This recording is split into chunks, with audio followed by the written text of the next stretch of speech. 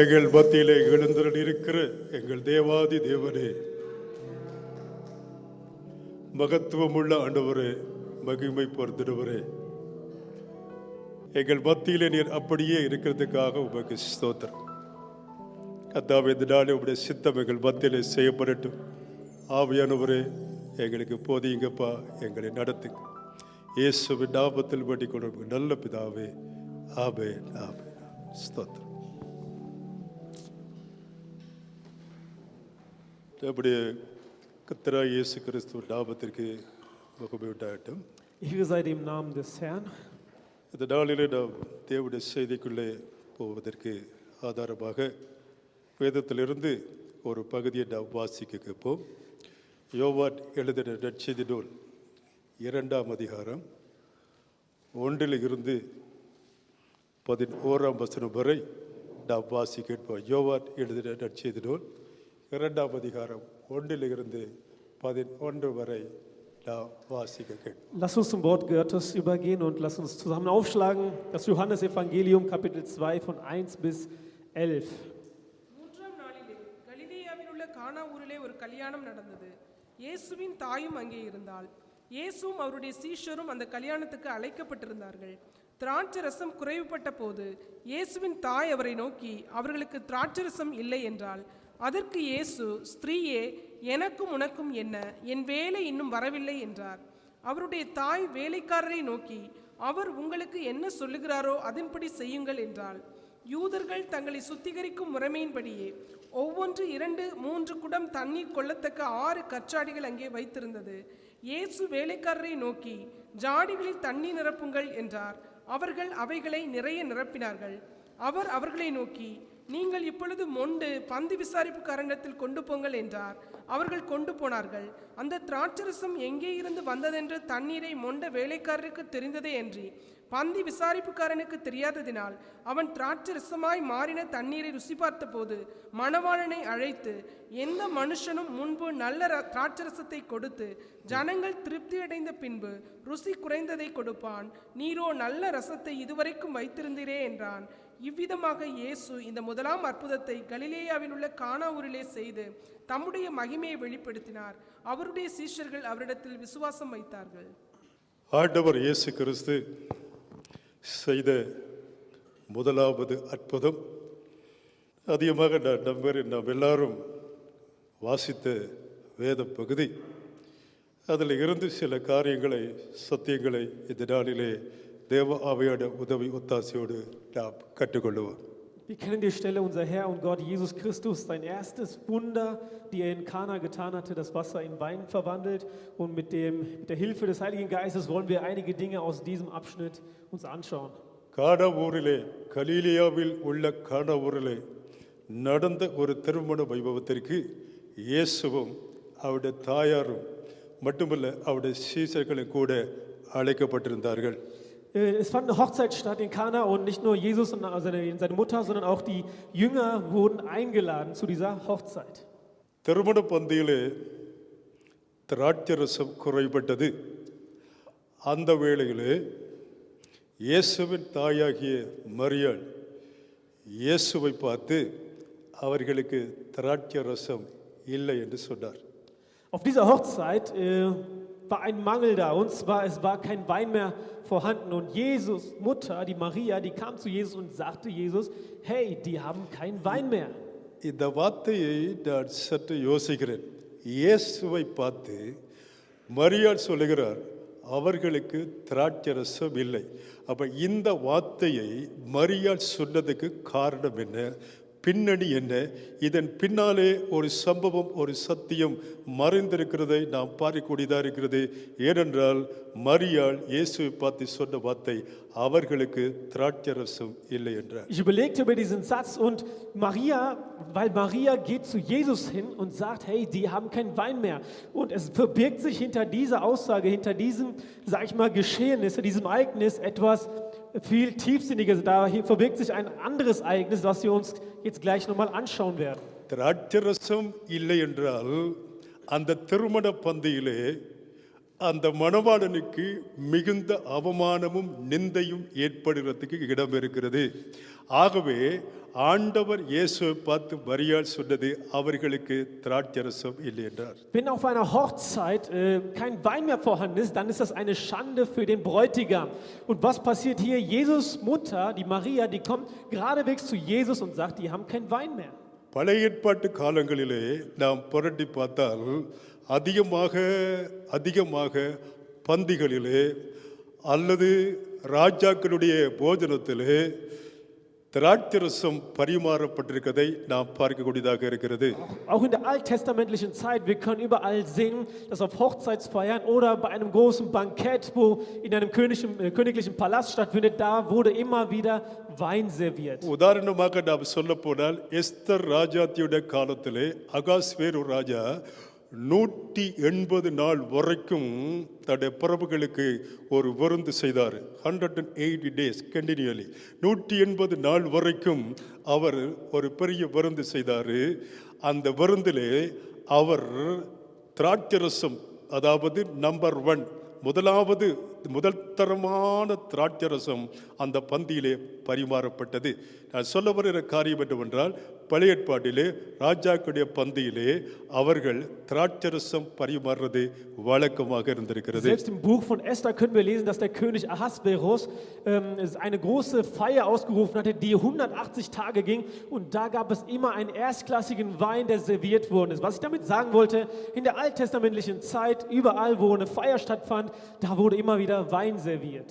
இந்த பின்னணியிலே வந்ததுதான் யூதர்களும் இந்த பின்னணியிலே தங்கள் கொண்டாட்டங்களிலே திருமண வைபவங்களிலே திராட்சரசம் பயன்படுத்தினார்கள், திராட்சரசத்தை பரிமாறினார்கள் சொல்லி நாம் பார்க்கிறோம். Auch aus diesem Hintergrund her machen die Juden das immer noch so, auch beziehungsweise in der Neuen Testament können wir lesen, dass die Juden diesen Brauch mitgenommen haben, in Feiern, in Festlichkeiten immer wieder Wein serviert. ஆனால் துரதிர்ஷ்டவசமாக இயேசு கிறிஸ்து அழைக்கப்பட்ட அந்த திருமண பந்தியிலே திராட்சரசம் குறைந்து போனது.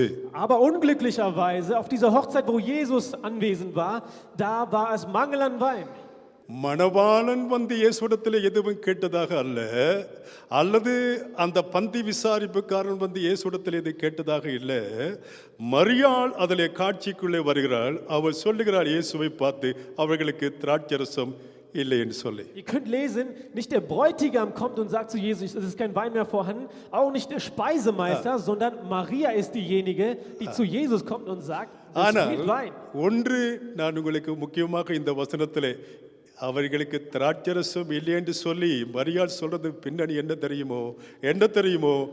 தெரியுமோ, மரியாளுக்கு நன்றாக தெரியும், சரியாக தெரியும், இயேசு கிறிஸ்து தேவனுடைய குமாரன் என்றும் இயேசு கிறிஸ்து இறைவன் என்றும் மரியாளுக்கு நன்றாக தெரியும். ஆகவே இறைவன் என்றால் அவர் அற்புதங்களை செய்கிறவராக இருப்பார் என்று தெளிவாக தெரிந்த மரியாள் இயேசுவை பார்த்து சொன்னார், அவர்களுக்கு திராட்சரசம் இல்லை என்று சொல்லி. Wisst ihr, aus welchem Hintergrund Maria das sagte? Denn sie wusste genau, dass Jesus Christus der Sohn Gottes war, dass Jesus Christus Gott war und er Wunder vollbringen konnte. Deswegen kommt Maria geradewegs zu Jesus und sagt, hey, es fehlt an Wein. ஏனென்றால் அவள் கன்னியாக இருக்கும் பொழுதே இயற்கைக்கு அப்பாற்பட்ட விதத்திலே அவள் கற்பத்திலே இயேசு கிறிஸ்து உற்பத்தியானது மரியாளுக்கு நன்றாக தெரியும். ஆகவே இயேசு கிறிஸ்து தேவனுடைய குமாரன் என்றும் இயேசு கிறிஸ்து இறைவன் என்றும் அவர் அற்புதங்களை செய்கிறவர் என்றும் தெளிவாக அவள் அறிந்திருந்தபடியால் அந்த இடத்திலே அவள் இயேசுவை பார்த்து சொல்றார், அவர்களுக்கு திராட்சரசம் இல்லை என்கிறார். Maria wusste ganz genau, als sie noch Jungfrau war und keinen Mann erkannte, sie empfing ein Baby und sie wusste, dass dieses Wunder passierte ist, und sie wusste ganz genau, dieses Baby ist Jesus Christus und er vermag Wunder zu tun, und aus diesem Grunde geht sie auch geradewegs auf dieser Feier auf Jesus zu und sagt, hey, da fehlt Wein. திராட்சரசம் குறைவுபட்டது. அந்த நாட்களிலே corona இருக்குல்ல, ஆகவே limited crowd இல்லை, unlimited crowd. அவன் மணவாளன் எவ்வளவு பேருக்கு அழைப்பு கொடுத்தாலும் தெரியாது. அழைப்பு மிஞ்சி அதிகமான ஆட்கள் திருமணத்துக்கு வந்தபடியால் என்னவோ தெரியாது, திராட்சை ரசம் குறைவுபட்டது. Zu dieser Zeit, es war kein Corona, ja, es gab keine Abstandsregeln, es gab keine Beschränkungen, da konnten unbegrenzt Leute kommen und wir wissen nicht, wie viele Leute dieser Bräutigam eingeladen hatte, aber es waren so viele, dass es auf einmal keinen Wein mehr gab. அப்பொழுது ஆண்டவர் இயேசு மரியாளை பார்த்து சொல்லுகிறாரு, இஸ்திரியே, நல்லா கவனி, இஸ்திரியே, எனக்கும் உனக்கும் என்ன, என் வேலை இன்னும் வரையில. ஒரு காரியம் உங்களுக்கு சொல்லட்டுமா, இயேசு கிறிஸ்து எந்த இடத்திலும் மரியாளை தன் தாய் என்று அழைக்கவே இல்லை. Und da sagt Jesus, oder er entgegnete Maria und sagte, Frau, meine Zeit ist noch nicht gekommen. Wir können lesen, in keinster Weise in den nachfolgenden, sag ich mal, Kapiteln oder Büchern können wir nirgendwo lesen, dass Jesus seitdem Maria als seine Mutter nannte.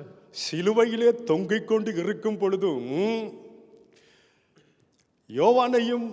யோவானை பார்த்து மரியாளை பார்த்து சொன்ன வார்த்தை, இஸ்திரியே, அதோ உன் மகன்.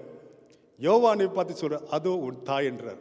ஆனால் அந்த இடத்திலும் மரியாளை இயேசு ஸ்திரீ என்று அழைத்தாரே ஒழிய தாய் என்று இயேசு எந்த இடத்திலும் மரியாளை அழைத்ததாக நாம் பார்க்க முடியாது. Selbst Jesus, als er am Kreuz hing, da schaute er auf seine Mutter hin, aber nannte sie nicht Mutter, sondern er sagte zu ihr, Frau, siehe, das ist dein Sohn.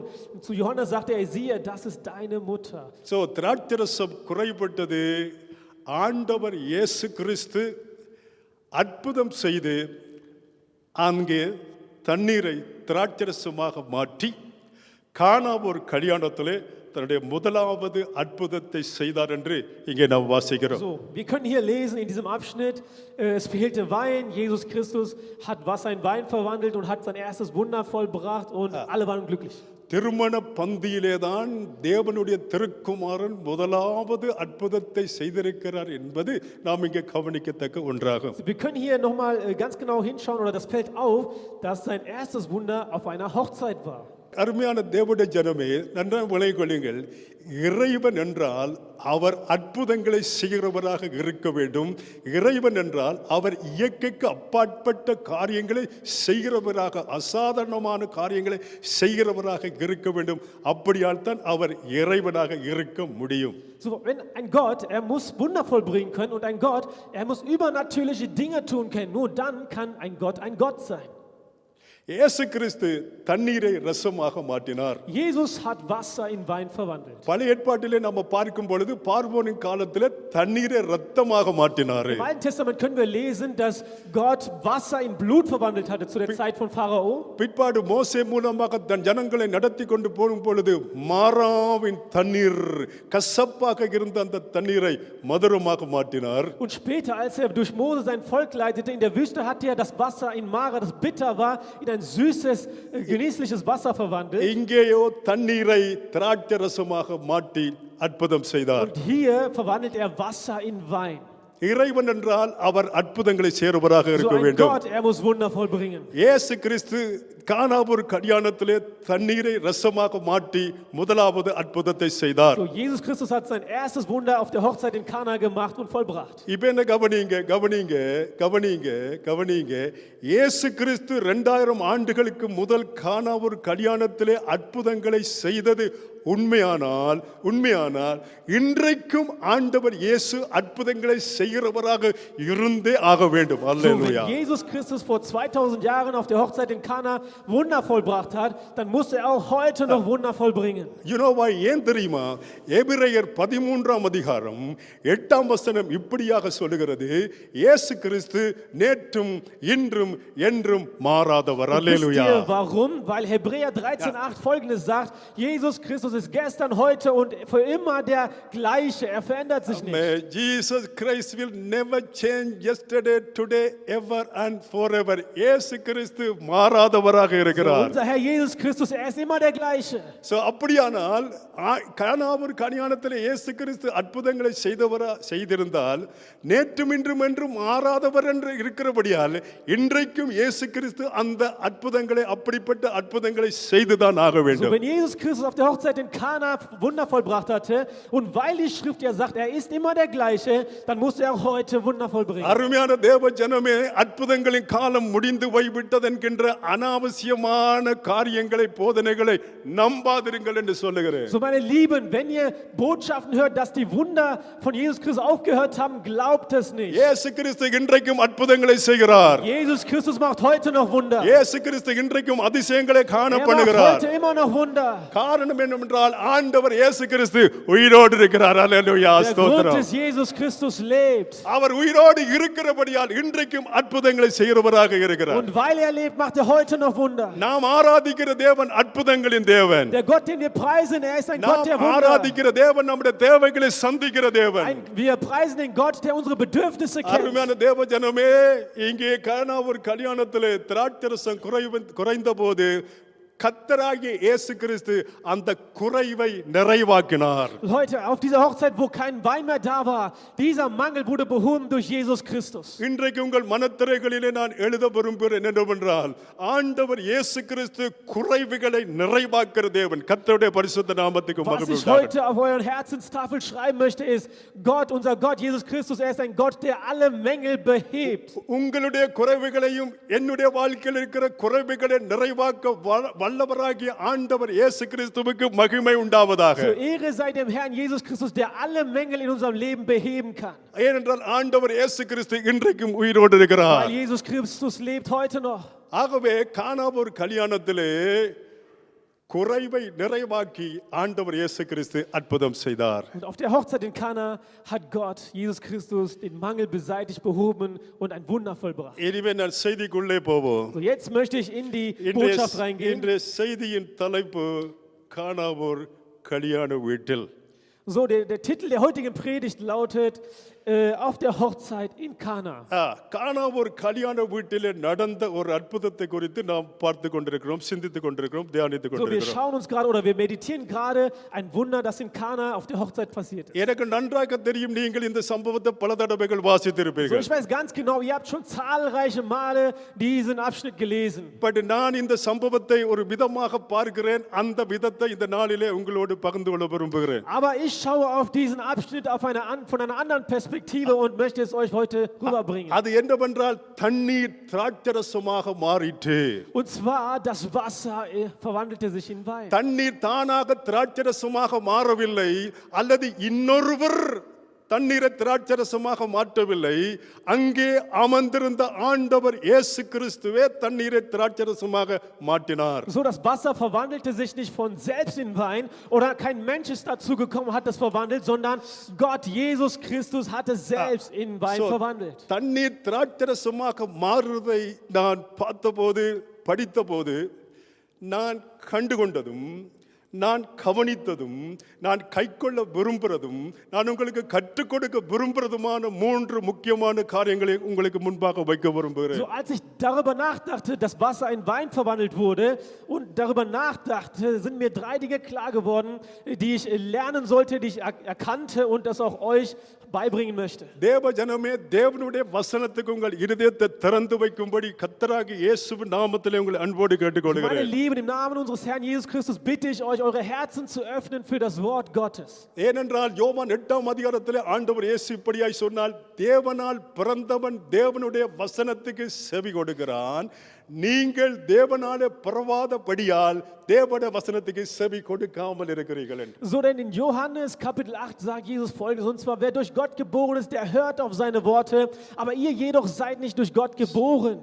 ஆகவே நாம் தேவனுடைய ஜனங்களாக இருந்தால் தேவனுடைய வசனத்துக்கு நாம செவி கொடுக்கணும். தேவனுடைய வசனங்களுக்கு தலைவணங்கி ஆக வேண்டும். So, wenn wir Gottes Volk sind, wenn wir die Kinder Gottes sind, dann müssen wir uns beugen vor dem Wort Gottes und offen sein. ஏசாயா 66ஆம் அதிகாரம் 2ஆம் வசனத்திலே நாம் பார்க்கும் பொழுது, சிறுமைப்பட்டு ஆவியிலே நொறுங்குண்டு என் வசனத்துக்கு நடுங்கிறவனே நான் நோக்கி பார்ப்பேன் என்று ஆண்டவர் சொல்லியிருக்கிறார். Denn in Jesaja 66,2 sagt der Herr Folgendes, und zwar, wer eines zerbrochenen zerbrochenen Herzens ist oder einen geängstigten Geist hat und auf ihn schaut der Herr. என் வசனத்துக்கு நடுங்கிறவனே நான் நோக்கி பார்ப்பேன். So wer vor seinem Wort zittert, auf ihn schaut der Herr. ஆகவே தேவனுடைய வசனத்தின் அடிப்படையிலே நமக்கு தேவனுடைய பயம் வளரட்டும் பெருகட்டும் என்று சொல்லுவேன். So ich würde sagen, die Furcht des Herrn soll in uns noch mehr wachsen aufgrund seines Wortes. மனுஷர்களுடைய கற்பனைகளின் படியல்ல, மனுஷர்களுடைய புத்தியின் படியல்ல, தேவனுடைய வசனத்தின் அடிப்படையிலே நமக்குள்ளே தேவனுக்கு பயப்படுகிற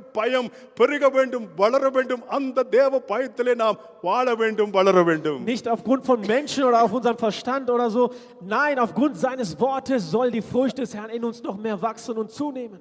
119 சங்கீதத்திலே தேவனுடைய மனுஷன் சொல்கிறார், உமக்கு பயப்படுற பயத்தால் என் உடம்பெல்லாம் சிலுக்கிறது என்றார். So in Psalm Kapitel 119 sagt der Mann Gottes, und zwar durch die Furcht des Herrn, mein ganzer Körper, der hat Gänsehaut. 128 சங்கீதத்திலே முதலாவது வசனம் சொல்றது, கர்த்தருக்கு பயந்து அவர் வழிகளில் நடக்கிறவன் எவனோ அவன் ஆசீர்வதிக்கப்பட்டவன் பாக்கியவான் என்று சொல்லப்படுகிறது. Denn die Bibel sagt Folgendes, wer den Herrn fürchtet und auf seine Wege geht, der ist gesegnet.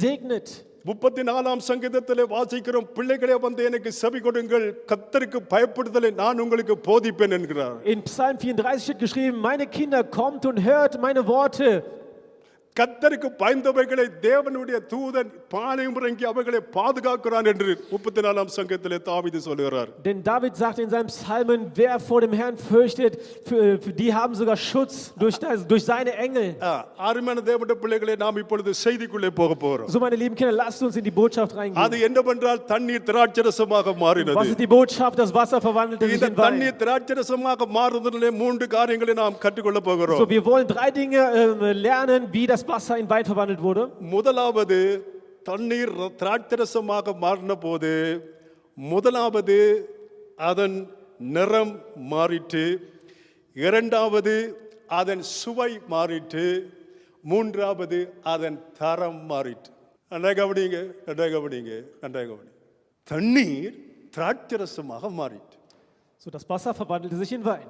தண்ணீர் திராட்சரசமாக மாறின போது நிறமில்லாத தண்ணீர் இப்பொழுது திராட்சரசம் சிவப்பு நிறமுள்ளதாக மாறிட்டது. ஆகவே அதன் நிறம் மாறிட்டு என்று சொல்லுகிறது. So, und das Wasser verwandelte sich in Wein. Was passiert da? Die Farbe hat sich zuerst verändert. தண்ணீருக்கு சுவை இல்லை, ஆனால் அது திராட்சரசமாக மாறின போது அது சுவை உள்ளதாக மாறிட்டது. So, Nummer 1, das unsichtbare Wasser bekam jetzt Farbe, und Nummer 2, das geschmacklose Wasser hat jetzt auf einmal Geschmack bekommen. தண்ணீருக்கு பெறுமதி இல்லை. இந்த நாட்டில் தண்ணீரை போத்தலுக்கு அடைச்சு வைக்கிறேன், ஆனால் நம்ம நாட்டில் பார்த்தா அள்ளி விருப்பம் போல கணக்கில்லாம. ஆகவே விலையற்ற தண்ணீர் இப்பொழுது வெளியேறப்பட்டதாக, அதாவது திராட்சரசமாக மாறின போது அதன் தரம், அதோட ஸ்டாண்ட் உயர்ந்து போகிறது. Und Nummer 3, dieses Wasser, der erstmal keinen Wert hatte, hat jetzt, als er verwandelt wurde in Wein, einen Wert bekommen. Er ist von der Qualität her anders geworden. So, நிறம் மாறிட்டது, அதன் சுவை மாறிட்டது, அதன் தரம் மாறிட்டது. So, die Nummer 1, die Farbe hat sich geändert. Nummer 2, er hat Geschmack bekommen. Und Nummer 3, seine Qualität hat sich இப்ப verändert. இந்த 3 காரியங்களை நாம் தியானிக்க போகிறோம். கர்த்தருடைய So, நாமத்திலே wir wollen jetzt ஸ்தோத்திரம். diese 3 Dinge meditieren.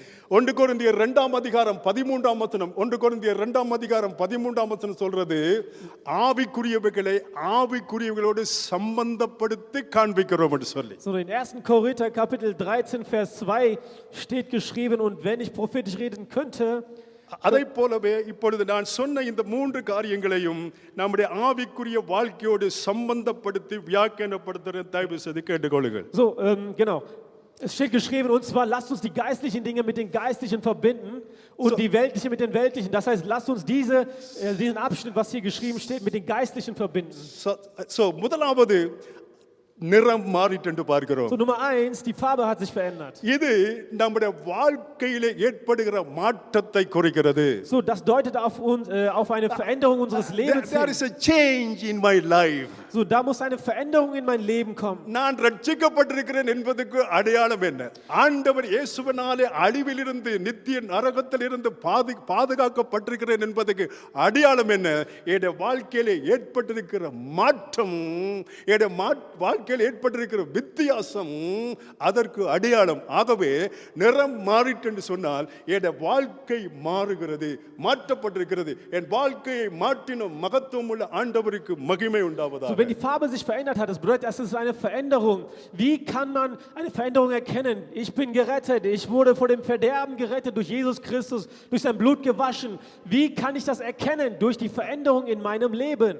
மாற்றங்களை உண்டாக்கும் மகத்துவம் உள்ள தேவனுக்கு மகிமை உண்டாவதாக. So Ehre sei dem Herrn, der Veränderungen im Leben bringt. Right, என்ன கவனிங்க அருமையான தேவ ஜனமே, நிறம் மாறிட்டுன்னு சொன்னால் அது நம்முடைய வாழ்க்கை மாறிட்டு என்று அர்த்தமாகும். So meine Lieben, die Farbe hat sich verändert. Das bedeutet, es ist eine Veränderung.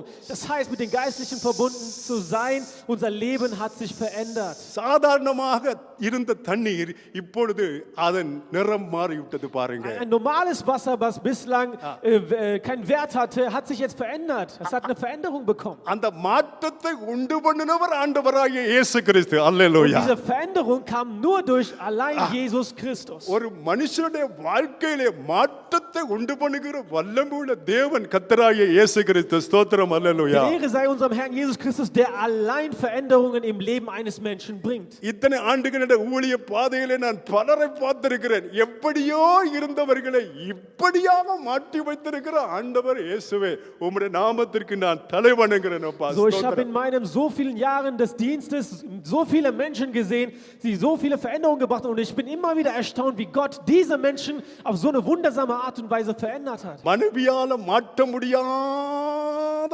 கணவர்கள், கண்ணீரோடு இருந்தவர்கள், அப்படிப்பட்ட முரட்டு சுபாவம் உள்ள மனிதர்களையும் மாற்றி மனிதனாக வாழ வைத்த தெய்வம் ஆண்டவராகிய இயேசு So கிறிஸ்து. Ehemänner, die von ihren Ehefrauen nicht verändert werden konnten, oder Ehefrauen, die von ihren Ehemännern nicht verändert werden konnten, Menschen mit zornigen Eigenschaften, jähzornige Menschen, aber solche Menschen hat Gott verändert. தாய் தகப்பனுக்கு அடங்காத பிள்ளைகளாக, அடங்கா பிடாரிகளாக இருந்த பிள்ளைகளையும் வளைய வைத்து வாழ வைத்தவர் வானவர் இயேசு கிறிஸ்து. கர்த்தருடைய நாமத்துக்கு மகிமை Auch உண்டாகட்டும். ungehorsame Kinder, deren Eltern gegenüber, auch diese Kinder hat er geboren und sie zu gehorsamen Kindern gemacht. எப்படியோ இருந்த எங்களை வீதிகளிலே வினோதமாக அலைந்து திரிந்த எங்களையும் தன்னுடைய ஊழியக்காரனாக மாற்றினவர் ஆண்டவர் இயேசு கிறிஸ்துவுக்கு மகிமை உண்டாவதாக.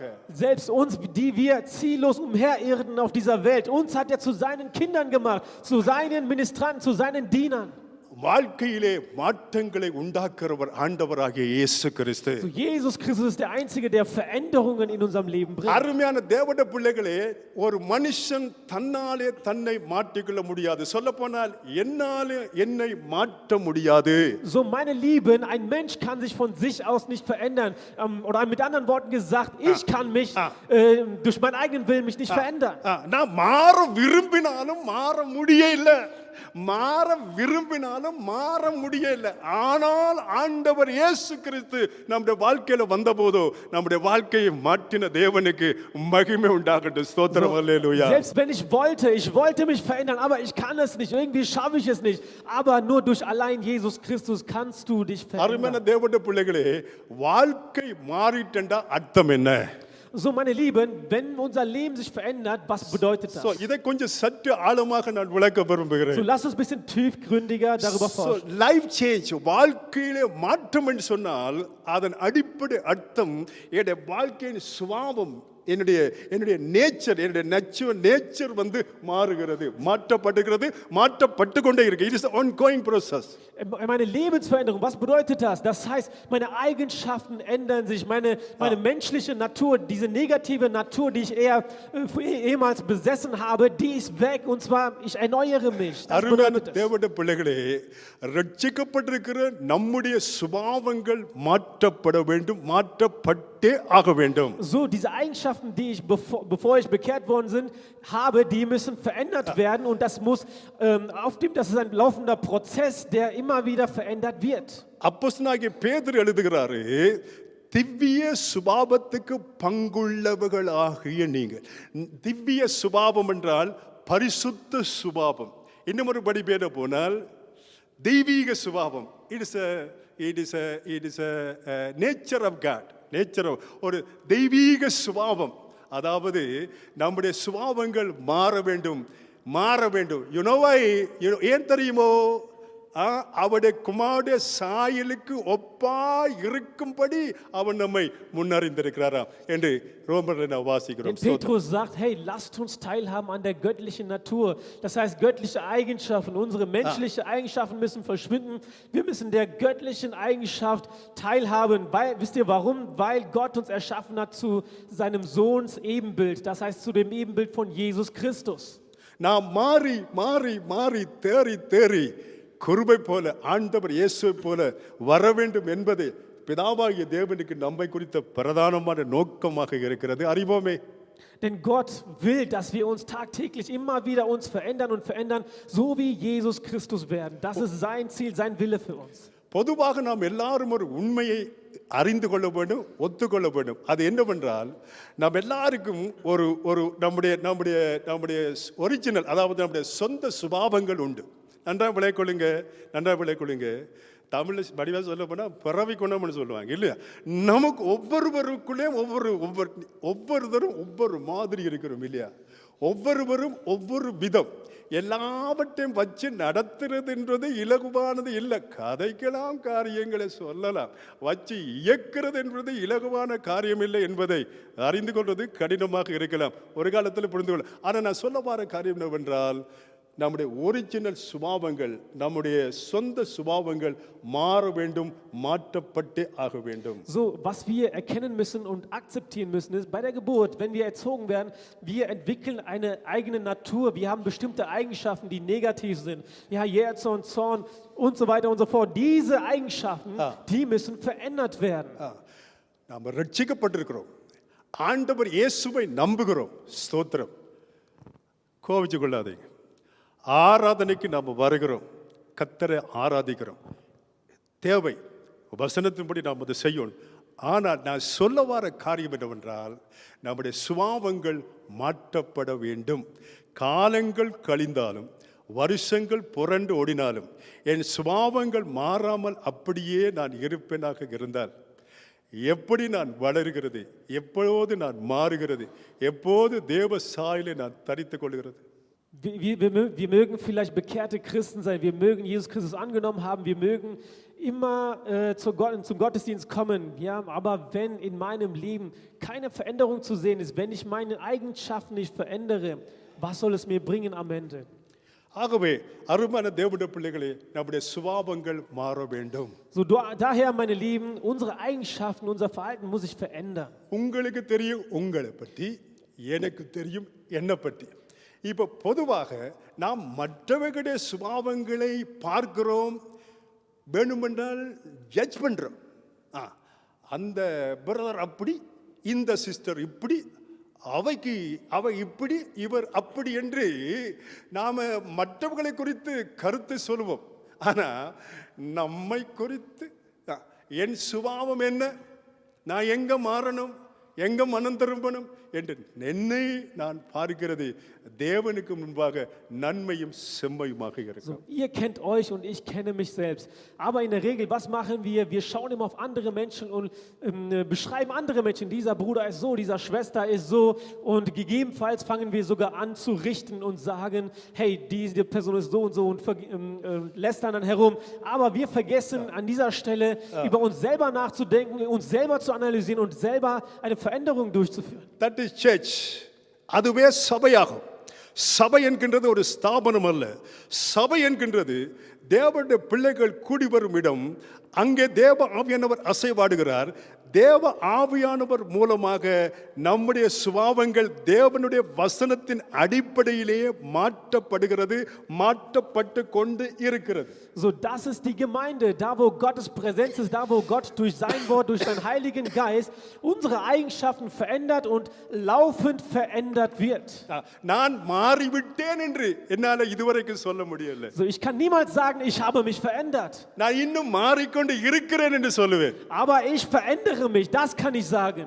நான் ரட்சிக்கப்பட்டு விட்டேன் என்று சொல்றதுல எனக்கு திருப்தி இல்ல. நான் ரட்சிக்கப்பட்டு கொண்டு இருக்கிறேன் என்று சொல்வது தான் சரியான சத்தியத்தின்படி உண்மையாகும். Ich kann nicht sagen, ich bin jetzt errettet, sondern ich kann sagen, ich werde laufend errettet. Das ist nach der Wahrheit der richtige Ausdruck. அருமையான தேவனுடைய பிள்ளைகளே, உங்கள் அன்போடு நான் கேட்டுக்கொள்கிறேன். எனக்கு சேர்த்து நம்முடைய சுபாவங்களை நாம் அறிந்து கொள்ள வேண்டும். பாவ சுபாவங்கள் மாற வேண்டும். தேவனுக்கு பிரியமில்லாத மாமிச சாயங்கள் மாற வேண்டும். Let us change our lifestyle by the word of God, by the power of the ஆண்டவர் இயேசுவுடைய வார்த்தையால் ஆவியின் பலத்தினால் நம்முடைய சுபாவங்கள் மாற்றப்பட நாம் நம்மை நிதானித்து அறிந்து நம்மை ஒப்புக் கொடுக்க வேண்டும் என்பது என்னுடைய ஆண்டவரை நோக்கி நான் செய்கிற ஜெபமும் விண்ணப்பமாகும் எனக்கு சேர்த்துதான். So lieben nicht nur ihr, sondern auch ich selber, wir müssen lernen, unsere Eigenschaften zu erkennen, unsere sündige Natur zu erkennen, durch das Wort Gottes und durch die Kraft des Heiligen Geistes uns laufend zu verändern, immer wieder eine Veränderung durchzunehmen. சரி, நிறம் சுபாவம் மாறுது. Number 2, நேரம் குறைவாக இருக்கு. Number 2, ரெண்டாவது அதன் சுவை மாறிட்டு. So, Nummer 1, wir haben gesehen, eine Veränderung ist passiert. Nummer 2, die Farbe hat sich verändert. தண்ணீருக்கு சுவை இல்லை, ஆனால் அந்த தண்ணீர் திராட்சரசமாக மாறின போதோ சுவை உள்ளதாக மாறிவிட்டது. Entschuldigung, und zwar das Wasser hat Geschmack bekommen. Nummer 2, das Wasser hat Geschmack bekommen. Das geschmacklose Wasser hat nun Geschmack bekommen. சுவையில்லாமல் இருந்த என் வாழ்க்கையை சுவையுள்ளதாக மாற்றின தேவாதி தேவனுக்கு மகிமை செலுத்துகிறேன். ஸ்தோத்திரம் ஆண்டவரே. So, ich hatte ein Leben ohne Geschmack, aber nun hat mich Gott verändert und jetzt habe ich einen Geschmack. Ich bringe Veränderung, ich bin nützlich für andere. ஆகவே தண்ணீர் திராட்சரசமாக மாறிட்டு அது சுவை உள்ளதாக மாறிட்டு ஆண்டவர் இயேசு அதை சுவை உள்ளதாக மாற்றினார். So, das geschmacklose Wasser hat nun Geschmack bekommen, wurde in Wein verwandelt und Gott, Jesus Christus, hat es allein gemacht. இதை எப்படி நான் வியாக்கியானப்படுத்த விரும்புகிறேன் சொன்னால், முதலாவது நம்முடைய வாழ்க்கையின் சுபாவம் மாறிட்டது. இரண்டாவது நம்முடைய வாழ்க்கையின் நோக்கம், our intention of our life, நம்முடைய வாழ்க்கையின் நோக்கம். That is very prominent thing. That is very important thing. We should be know the truth. சத்தியத்தை அறிவுகள் சத்தியம் உங்களை விடுதலையாக்கும் என்றார் ஆண்டவர் இயேசு. So, wie will ich das interpretieren? Und zwar Nummer 1, das Wasser hat eine Veränderung bekommen. Jetzt Nummer 2, es hat Geschmack bekommen. Das heißt, meine Intention, mit welcher Intention gehe ich in die Gemeinde, mit welcher Intention lebe ich jetzt für Gott? Das ist Nummer 2. தண்ணீர் சுவையுள்ள திராட்சரசமாக மாறிட்டு. So, das Wasser wurde in einen geschmackvollen Wein verwandelt. So இப்போ நம்முடைய வாழ்க்கையின் நோக்கம் மாறிட்டு. So, das Ziel meines Lebens, der Sinn meines Lebens hat sich verändert. இதை குறித்து விரிவாக பேசலாம். அருமையான தேவனுடைய பிள்ளைகளே, அப்போஸ்தலனாகிய பவுலுடைய வாழ்க்கையை எடுத்து பாருங்க.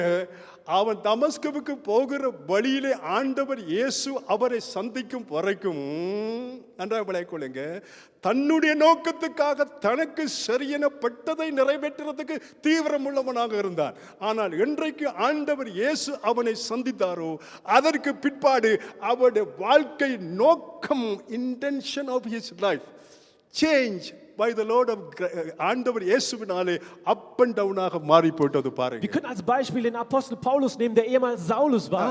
Und zwar bis er nach Damaskus losging und Begegnung mit Jesus hatte, sein Leben war ganz anders geprägt. Er hatte andere Ziele. Er wollte einfach nur die Gemeinde vernichten. Aber als er Jesus begegnete, sein Leben, seine Intention, sein Vorhaben veränderte sich komplett von heute auf morgen. ஆகவேதான் அவன் கேட்கிறான், ஆண்டவரே நான் என்ன செய்ய சித்தமா இருக்கிறேன். அதாவது என்னுடைய நோக்கங்களுக்கு முற்றுப்புள்ளி. ரைட், விளையாடுங்க. என்னுடைய நோக்கத்துக்கு, என்னுடைய விருப்பத்துக்கு, என்ற சித்தத்துக்கு முற்றுப்புள்ளி. இப்போது நான் அடிபணிகிறேன் உன் பாதத்தில். நான் என்ன செய்ய சித்தமா இருக்கப்பா? What is your will in my life? Deswegen fragt er den Herrn an dieser Stelle, Herr, was möchtest du, dass ich tue? Sein Leben hat sich verändert, seine Intention hat sich verändert. Sein Wille, er will nicht mehr für seinen eigenen Nutzen leben, sondern er will jetzt nur noch den Willen des Herrn erfüllen. Deswegen fragt der Herr, was willst du, dass ich tue für dich? சரி, இப்போ நான் உங்களை பார்த்து ஒரு கேள்வி கேட்க விரும்புகிறேன். Ich möchte euch eine Frage stellen, எனக்கும் சேர்த்துதான். auch für mich selber. Right, இப்போ எனக்கு கவனிங்க. உங்களோட வாழ்க்கையின் நோக்கம் என்ன? Was ist das Ziel eures Lebens, das Sinn eures Lebens? உங்களே நீங்க கேட்டு பாருங்க, மற்றவங்க இல்லை.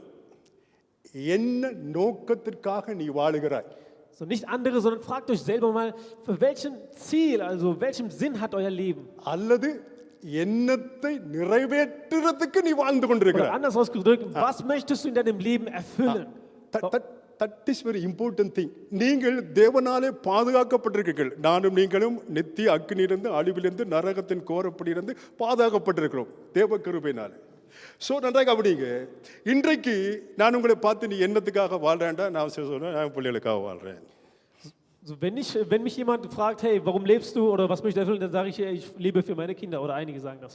பிள்ளைகளை பக்குவமாக பார்க்கறதும் பக்தியாக வளர்க்கிறதும் அவருடைய எதிர்காலத்துக்கு சேர்த்தும் செய்ய வேண்டிய காரியம், செய்ய வேண்டிய கட்டாயம், பெற்றோருடைய கடமை, மறுக்கிறதுக்கு இல்லை. ஆனால் என்னுடைய வாழ்க்கை நோக்கம் அதுவாகவே இருக்குமாக இருந்தால் நான் தவறு செய்கிறவனாக இருப்பேன். தேவனுக்கு முன்பாக என்னை சேர்த்து சொல்கிறேன். தேவனுக்கு முன்பாக Hey, Kinder ஏற்றுக்கொள்ள மனதாக இருந்த ஏற்றுக்கொள்ளுங்க. I speak the truth.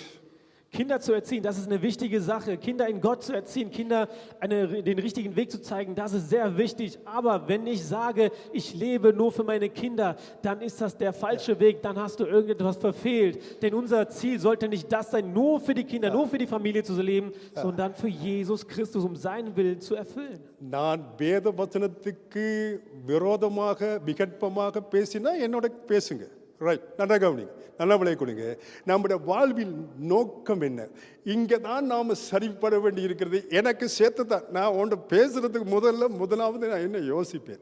அப்படி இல்லாட்ட நான் ஒரு மாய்மாலக்காரனான பிரசங்க இருக்கிறேன் அப்படி இதை விட்டுட்டு அதை இதை பார்க்க நான் உலகத்தில் ஒரு வேலை செஞ்சுட்டு போயிடலாமே. So, bevor ich immer solche Worte predige, dann denke ich immer selber drüber nach, denn ich möchte ja nicht etwas predigen und nur vormachen, denn dann bin ich ja ich sag mal, ein Heuchler, dann könnte ich genauso gut in der Welt leben. நான் என்ன கேட்கிறேன்? என்ன நோக்கத்துக்காக நான் வாழ்ந்து கொண்டிருக்கிறேன்? Ich frage mich selbst, warum lebe ich? Welches Ziel möchte ich erfüllen? அருமையான தேவனுடைய பிள்ளைகளே, நன்றாய் கவனிங்க. நான் சொல்றது கொஞ்சம் யோசிங்க. நாம் ரட்சிக்கப்படுறதுக்கு முன்பு நம்முடைய விருப்பங்களை நிறைவேற்றுவதற்காக பிரயாசப்பட்டோம். நாம் எங்க போக விரும்பினோமோ அங்க போவோம். எதை செய்ய விரும்பினோமோ அதை செய்தோம். எதை அனுபவிக்க விரும்பினோமோ அதை அனுபவித்தோம். இவைகளே நம்முடைய வாழ்வின் நோக்கமாக நாம் கொண்டிருந்தோம். ஆனால் ரட்சிக்கப்பட்ட பிற்பாடும் இதே நோக்கத்தோடு நாம் வாழுவமாக இருந்தால் நாம் தேவனுக்கு முன்பாக தவறு செய்கிறோம் என்று சத்தியத்தின்படி நான் உங்களுக்கு சொல்கிறேன். So, meine Lieben, bevor wir zu Jesus Christus kamen, bevor wir uns bekehrt haben, wir haben nach Lust und Laune gelebt, nach Herzenslust gelebt, Dinge getan und einfach nach unserem Begehren gelebt. Aber nachdem wir Jesus Christus erkannt haben, uns ihn übergeben haben, wenn wir immer noch das Gleiche tun, dann machen wir einen großen Fehler. ஒரு விஷயம் தயவு செய்து தேவ சமூகத்தில் நான் உங்களை அன்பாக கேட்டுக்கொள்கிறேன். யோசித்து பாருங்க, ஒரு வாழ்க்கை நோக்கம் என்ன? நீ என்ன செய்ய போகிறாய்? என்னத்தை நிறைவேற்ற போகிறாய்? நான் உங்களுக்கு சொல்லட்டுமா? தேவனுக்கு முன்பாக நிற்கிற நான் பொய் சொல்லலை, விகற்பமாக பேசலை, உள்ளபடி நான் சொல்கிறேன். தேவனுக்கு முன்பாக என்னவென்றால் ஆண்டவரிடத்தில் நான் ஜெபிக்கிறது உண்டு. என்னென்றால், நீர் என் நாட்களை நிறைவேற்றி என் கண்களை நான் மூடும் பொழுது என் மனசாட்சி என்னை குற்றப்படுத்தாத அளவுக்கு ஆண்டவரே உம்மோடு வாழ்ந்தேன், உமக்கு பிரியமானது செய்தேன் என்கின்ற ஒரு திருப்தியோடு, ஒரு பயம் இல்லாமல், கர்த்தாவே இதோ உம்மிடத்தில் வருகிறேன் என்று என் கண்களை மூட வேண்டும் ஆண்டவரே என்று ஆண்டவரிடத்திலே செபிக்கிறது உண்டு. கர்த்தர் கேட்க உங்களுக்கு நான் சொல்லுகிறேன். So haltet bitte einen Moment an und denkt drüber nach, welches Ziel möchtest du erfüllen? Ich sage euch ganz offen, in meinem Leben, ich frage dem Herrn, ich bin offen und sage ganz ehrlich, was ich bete. Und zwar, ich bete immer zu dem Herrn und sage, Herr, wenn der Tag einmal kommt, wo ich deinen Wille erfüllt habe und meine Augen schließe und zu dir komme, dann möchte ich bitte so kommen, dass mein Gewissen mich nicht plagt, dass ich zufrieden bin, dass ich deinen Willen getan habe und sagen, Herr, ich komme nun zu dir. So möchte ich gehen. இவ்வுலகத்தில செல்வங்களை சேர்க்கிறதும் பேர் புகழை பெற வேண்டும் என்கின்ற நோக்கத்தோடு உலகத்தில் இருக்கிற ஜனங்கள் வாழுகிறார்கள். உன்னதமான தேவனுடைய பிள்ளைகளாகிய நாமும் அப்படிப்பட்ட பூமிக்குரிய நோக்கங்களை நிறைவேற்றுவதே நம்முடைய வாழ்க்கை நோக்கமாக இருந்தால் நாம் தேவனுக்கு முன்பாக தவறு செய்கிறவர்களாக இருப்போம் என்று சத்தியத்தின்படி சொல்லுங்கள். Die Menschen in der Welt, die leben nur dafür, Reichtümer in der Welt zu sammeln. Sie wollen in Saus und Braus leben, einfach nur Reichtümer sammeln und sammeln. Und wenn wir, die Kinder Gottes, dieselben Ziele verfolgen, dieselben Intentionen verfolgen, dann sage ich euch nach der Wahrheit, wir machen einen großen Fehler. ஆகவே தயவு செய்து உன்னை ஆராய்ந்து பாரு. தேவனுக்கு முன்பாக உன் ஆத்மாவை தாழ்த்தி ஒரு கேள்வி கேட்டு பாரு. என் வாழ்க்கை நோக்கம் என்ன? என்னத்தை நான் நிறைவேற்ற போகிறேன்? அல்லது ஏன் நான் வாழுகிறேனோப்பா ஆண்டவரே? என்னத்தை நான் நிறைவேற்ற போகிறேன்? அவனுடைய தேவனுடைய பிள்ளை இல்லையா? என் சுய விருப்பத்தை நிறைவேற்றுவதே என் நோக்கமா, அல்லது தேவனுடைய விருப்பத்தை நிறைவேற்றுவது என் நோக்கமா? Deswegen bitte ich euch, denkt mal kurz drüber nach, haltet an und demütige dich vor Gott und frag ihn oder frag dich selber, hey, was möchte ich gerade tun? Will ich nur meine eigenen Wünsche erfüllen oder lebe ich für Gott, möchte ich seine Wünsche erfüllen? Wenn ich nur meine Wünsche erfülle, dann bin ich doch wie ein Heuchler, dann lebe ich doch nur für mich, dann bin ich doch gar nicht anders als die Menschen, die in der Welt leben. Ja, frage dich mal diese Frage, also stell dir mal diese Frage und denk mal drüber nach. அப்போஸ்தலனாகிய பவுல் தேவனுடைய நோக்கத்தை நிறைவேற்றுவதற்காகவே வாழ்ந்து மரித்தார். அப்போஸ்தலனாகிய பேதுரு தேவ சித்தத்தை நிறைவேற்றுவதிலேயே வாழ்ந்து மரித்தார். ஏன் இன்னும் மறுபடி மேலே போனார்? ஆண்டவராகிய இயேசு கிறிஸ்துவின் இந்த பூமிக்குரிய 33 ஆண்டுகள் வாழ்க்கையை எடுத்து ஆராய்ந்து பார்த்தால் பிதாவின் சித்தம், பிதாவின் நோக்கம், பிதாவின் சித்தம், பிதாவின் நோக்கம், அதை நிறைவேற்றுவதே கிறிஸ்துவின் பூவுலக வாழ்க்கை என்று சத்தியத்துப்படியாக நான் உங்களுக்கு சொல்லுகிறேன். Ich sage euch, der Apostel Paulus, wenn wir sein Leben uns anschauen, er lebte für den Willen Gottes, er erfüllte es.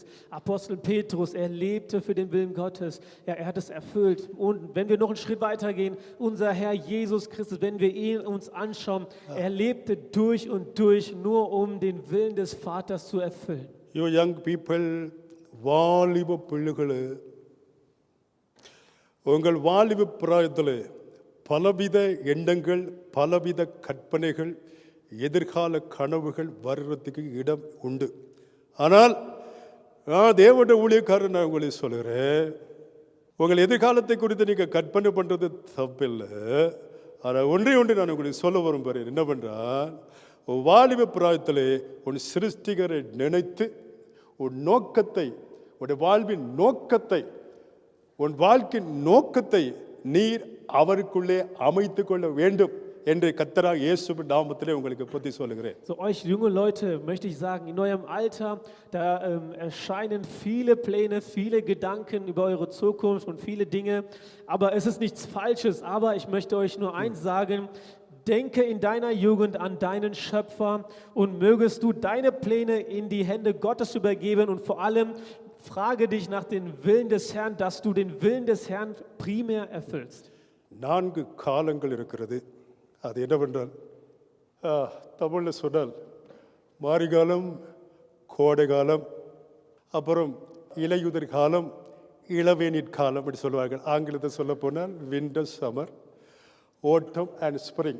4 காலங்கள் இருக்கிறதே அறிவோமே. So, wir wissen ja alle, es gibt 4 Zeiten im Jahr, und zwar Herbst, Winter, Sommer und Frühling. அதுபோல ஒரு மனுஷனுடைய வாழ்க்கையும் 4 காலங்களாக, கட்டங்களாக பிரிக்கல. Und auch das Leben eines Menschen kann man in 4 Abschnitten teilen. முதலாவது ஒரு ஒரு ஒரு மனுஷன் பிறகு குழந்தை பருவத்தை பார்க்கிறோம். Nummer 1, er ist ein Säugling, er ist ein kleines Kind. இரண்டாவது அவருடைய வாலிப பிராயத்தை பார்க்கிறோம். Nummer 2, er ist ein Jugendlicher.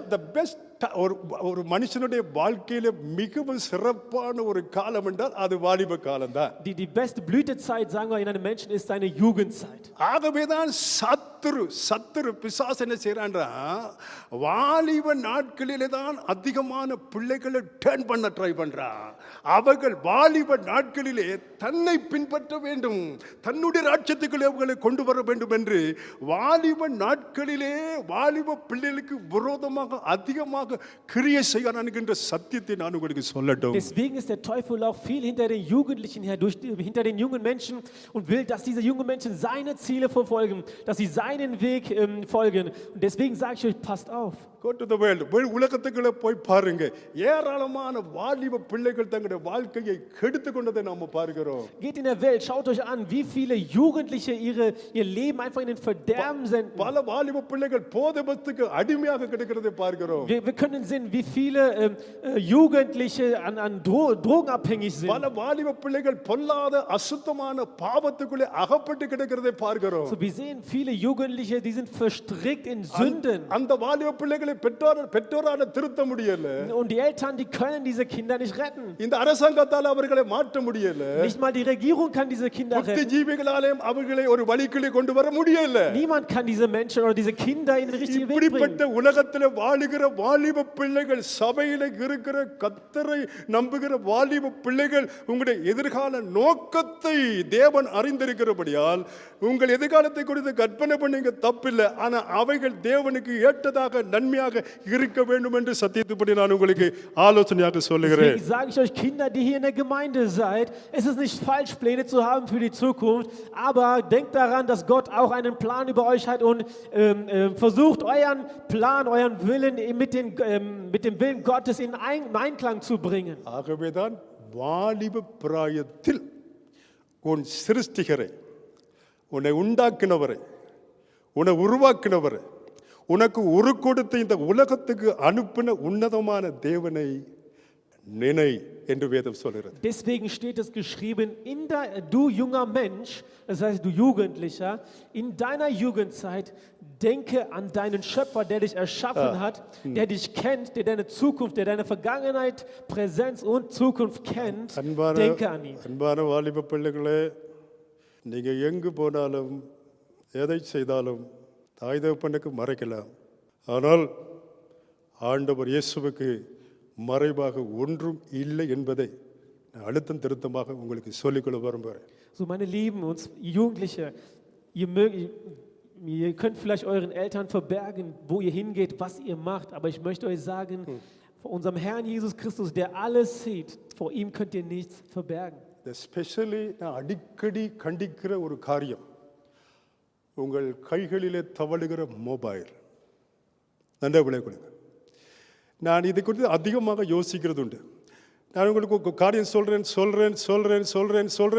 கேளுங்க. அது என்னவென்றால், அதிகமாக வாலிப பிள்ளைகள் கெட்டு போவதற்கு, திசை மாறி போவதற்கு, வழி தப்பி போவதற்கு அவர்கள் வைத்திருக்கிற மொபைல் ஒரு பிரதான காரணமாக இருக்கிறது என்று உண்மையின்படி சொல்லுகிறேன். Speziell ein Thema, was ich immer wieder mal anspreche oder hinweise, ist unser Smartphone. Und zwar ein primärer Grund, warum viele Jugendliche wirklich vom Weg abkommen, ist wirklich das Handy. Mobile பாவிக்கிறது பாவம் என்று நான் சொல்லல, mobile தவறாக பாவிக்கிறது பாவம் என்று சொல்ல வருகிறேன். So, ich sage nicht, dass das Verwenden von Smartphone Sünde ist, aber ich sage, das falsche Anwenden des Smartphones, das ist Sünde. இரவில படுக்கைக்கு போனால் கண்டி விளையாடுறதை தவிர்த்துக் கொள்ளுங்க. Wenn ihr abends zu Bett geht, versucht zu vermeiden, Spiele zu spielen. கண்டியிலே கண்டதையும் பார்க்க இல்லாத பொல்லாத அசுத்தமெல்லாம் அதுக்குள்ளே இருக்குது. ஆகவே அவைகளை பார்க்கறதை தவிர்த்துக் கொள்ளுங்க. So vermeidet unreine Dinge auf eurem Smartphone zu schauen. அந்த மொபைல் மூலமாக தவறான தொடர்புகளுக்குள்ளே இந்த ஃபேஸ்புக், அந்த புக்கு, இந்த புக்குன்னு எல்லாம் போய் தவறான தொடர்புகளுக்குள்ளே சிக்கிக் கொள்ளாதீங்க. Vermeidet unnötige Beziehungen, Freundschaften zu schließen. உங்களை பெற்றவர்களுடைய உள்ளம் அழாதபடி காத்துக்கொள்ளுங்க. So bewahrt eure Eltern, so dass sie nicht weinen. அருமையான தேவனுடைய பிள்ளைகளே, நன்றாக விளையாடுங்க. நம்முடைய வாழ்க்கையின் நோக்கம் அவசியம். So meine Lieben, was ich sagen möchte ist, das Ziel, das wir erfüllen wollen in unserem Leben, das ist sehr wichtig. Finally and lastly, அருமையான தேவனுடைய பிள்ளைகளே, தண்ணீர் திராட்சரசமாக மாறின போது அதன் தரம் உயர்ந்தது பாருங்க. தரம் மாறிட்டு பாருங்க. Und Nummer 3 als letztes, als das Wasser sich in Wein verwandelte, Nummer 3, seine Qualität, also die Qualität des Weines hatte sich verändert. That means our stand in Christ. கிறிஸ்துவுக்குள் நம்முடைய நிலையை குறிக்க விரும்புகிறேன். our stand in Christ. அதாவது நன்றாக விளையாடு தரம். சொல்றேன் கவனிங்க. ஒரு காலத்திலே நாம் பாவிகளாக இருந்தோம். ஆனால் இன்றைக்கோ தேவனுடைய பிள்ளைகளாக இருக்கிற கர்த்தருடைய பரிசுத்த நாமத்துக்கு மகிமை உண்டாகட்டும். So Nummer 3, diese Qualität hat sich verändert. Was ich damit andeuten möchte, ist, unser Status in Christus Jesus hat sich verändert. Das heißt, vorher war ich einer der Welt, ich war ein Sünder, aber nun durch Jesus Christus, ich bin sein Kind geworden.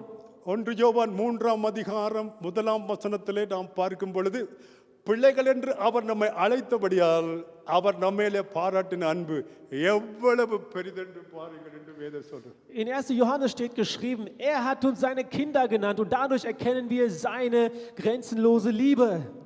ஒரு காலத்திலே நான் பாவியாக இருந்தேன், தேவனுக்கு துரோகியாக இருந்தேன், தேவனுக்கு தூரமாக இருந்தேன். இன்றைக்கு அவருடைய பிள்ளையாக மாறிவிட்டேன். அல்லேலூயா. So einst war ich ein Sünder, einst war ich sein Feind, aber nun bin ich sein Kind geworden.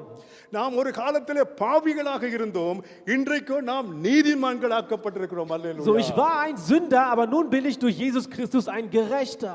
அருமையான தேவனுடைய பிள்ளைகளை, ரோமருக்கு நிருபம் 5ஆம் அதிகாரம் 1ஆம் வசனம், 5ஆம் அதிகாரம் 9ஆம் வசனத்திலே பார்ப்போமாக இருந்தால், இயேசு கிறிஸ்து மேலே வைத்த விசுவாசத்தினாலே நாம் நீதிமான்களாக்கப்பட்டிருக்கிறோம். In Römer steht geschrieben, durch den Glauben an Jesus Christus sind wir Gerechte geworden.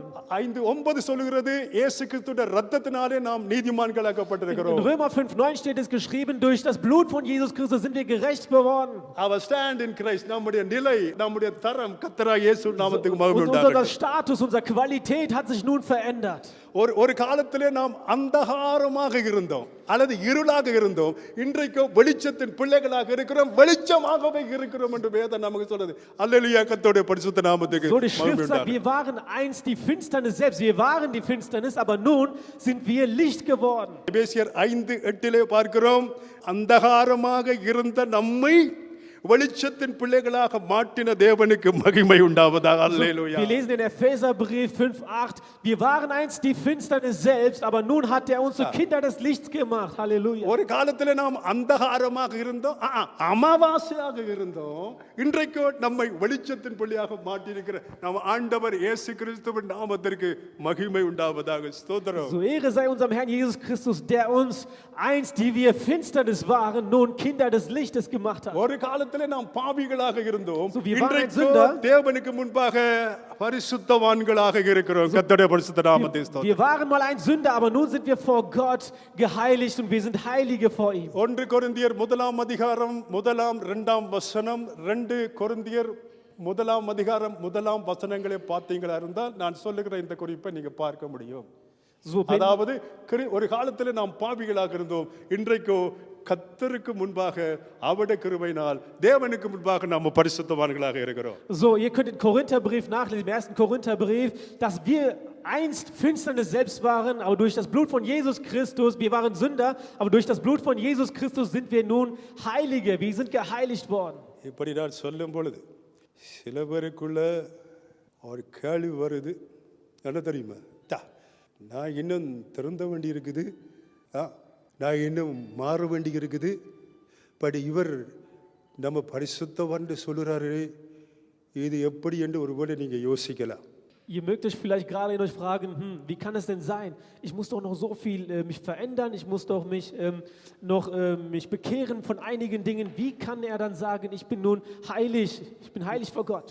நன்றா விளங்குங்க, நாம விட்டுவிட வேண்டிய காரியங்கள் இன்னும் நமக்குள்ள இருக்கிறது உண்மைதான். Es ist wahr, es gibt Dinge, es gibt Eigenschaften, von denen wir uns loslösen müssen. நாம் இன்னும் மாற வேண்டியது, மனம் திரும்ப வேண்டியது உண்மைதான். Es stimmt, wir müssen uns noch weiter bekehren und wir müssen uns noch laufend verbessern. ஆனால் வேதம் சத்தியத்தின்படி நாம் தேவனுக்கு முன்பாக பரிசுத்தவான்கள் என்று வேதம் நம்மை அழைக்கிறது. Aber nach der Schrift, die Schrift nennt uns Heilige vor Gott. இதை குறித்து ஒரு சில காரியங்கள் சொல்லி முடிக்க விரும்புகிறேன். Also ich möchte einige Dinge dazu sagen. அருமையான தேவனுடைய பிள்ளைகளே, நானோ நீங்களோ எவரும் இதுவரையில பரிசுத்தத்திலே பரிபூர்ணமானது இல்லை. So, ich kann euch sagen, du oder ich, es gibt keinen Menschen auf dieser Welt, der jemals vollkommen ist in der Heiligkeit. பரிசுத்தத்திலே பரிபூர்ணமானவர்கள் தான் பரிசுத்தவான்கள் என்று வேதத்திலே எங்கும் சொல்லப்படவும் இல்லை.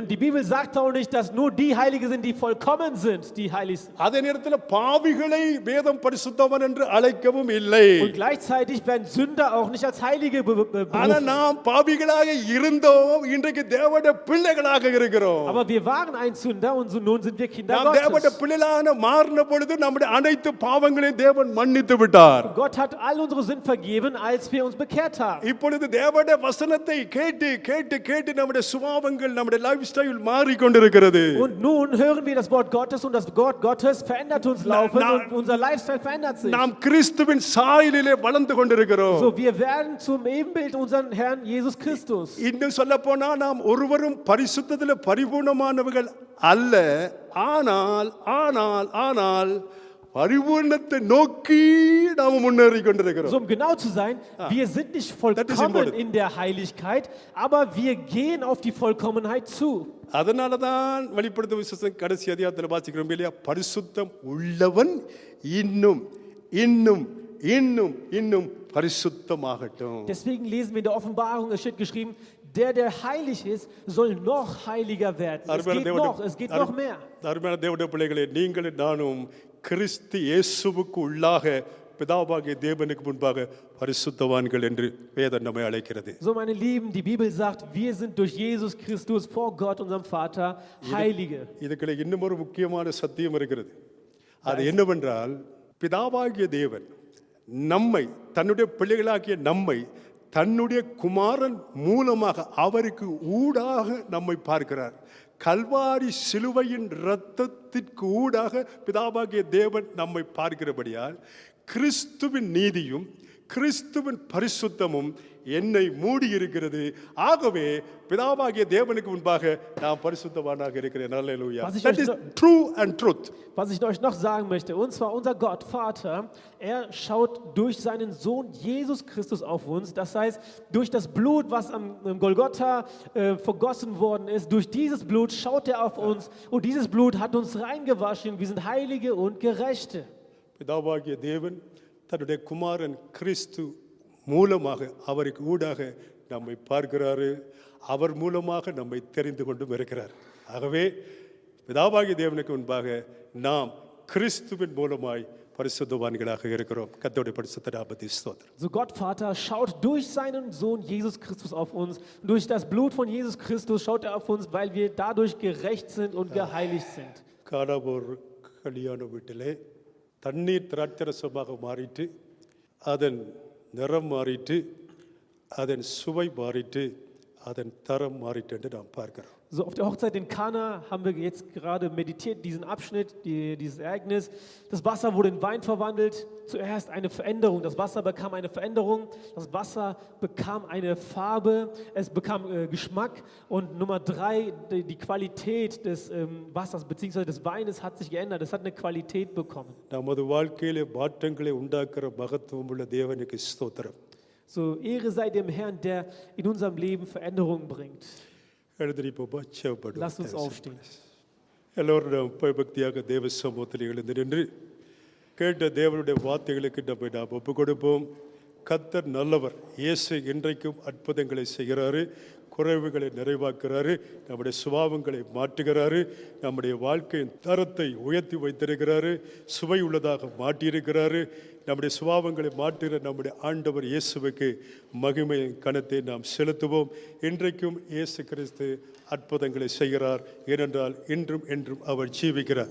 கரங்களை உயர்த்தி ஒரு சில நிமிஷம் ஆண்டவரை நாம் எல்லாரும் திறந்த இருதயத்தோடு கர்த்தரை நாம் சோத்திரம் பண்ணுவோமா? எல்லோரும் எல்லோரும் எல்லோரும் எல்லோரும் ஆண்டவரை சோத்திரம் பண்ணுங்க. கர்த்தாவே, நீ நல்லவரப்பா, நீ நல்லவரப்பா, நீ அற்புதங்களை செய்கிறவர், அதிசயங்களை காணப்படுகிறவர், குறைவுகளை நிறைவாக்குறவர். உமக்கு ஸ்தோத்திரம் ஐயா, உமக்கு நன்றி தகப்பனே.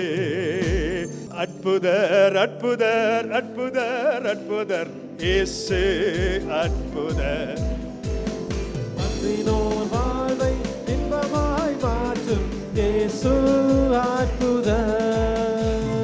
அற்புதர் அற்புதர் அற்புதர் அற்புதர் இயேசு அற்புதர். அன்பினோர் வாழ்வை இன்பமாய் மாற்றும் இயேசு அற்புதர். எல்லோரும் பாடுவோம், கைத்தாளம் போடுவோம், சந்தோஷத்துடனே சங்கீதம் பாடுவோம். எல்லோரும் பாடுவோம், கைத்தாளம் போடுவோம், சந்தோஷத்துடனே சங்கீதம் பாடுவோம். அற்புதர் அற்புதர் அற்புதர் அற்புதர் இயேசு அற்புதர்.